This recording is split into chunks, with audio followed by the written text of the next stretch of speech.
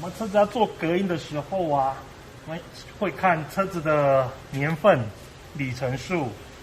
好，这一台呢是2006年的 Focus， 那车主呢是有提到噪音很大，所以呢要来做一下隔音。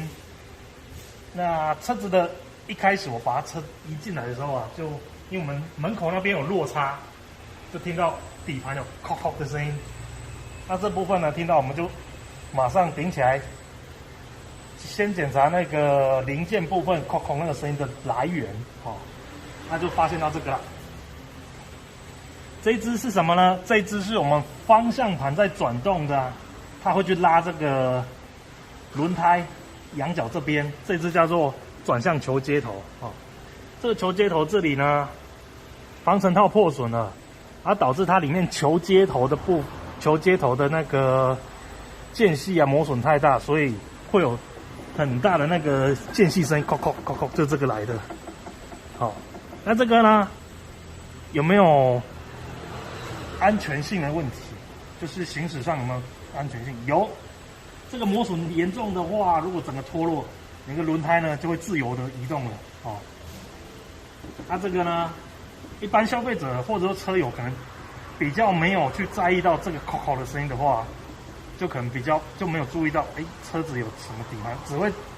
把它当成是一般噪音的人。好，然后再来呢，这台车右前轮的轮轴承啊也磨损了，所以导致在转动的时候啊，轮轴承的声音过大，它里面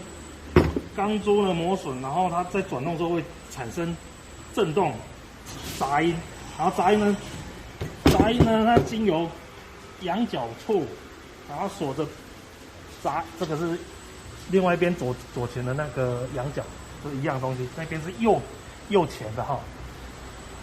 轮轴承如果损坏的话，它会出现杂音会经由这个连接的那个避震器传导，然后避震器呢锁在车体避震器塔上面。然后呢，就一直传，把那个噪音传到里面去了，车舱里面去，产生一个共鸣共振，然后听到一个轰轰轰的声音，所以呢，很多车友消费者会问，我的车子很吵，要做隔音，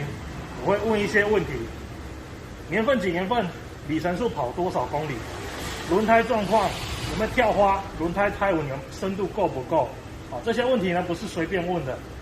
在于是要厘清说车子的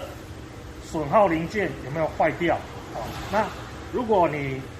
不知道的话，你也可以过来预约跟我们进场，说要先检查底盘的那个零件有没有损坏避免说我们是要做隔音，但是呢误把异音当成噪音，那抓错重点，那就比较就绕了一大圈，找错地方，就这样子。好 ，OK。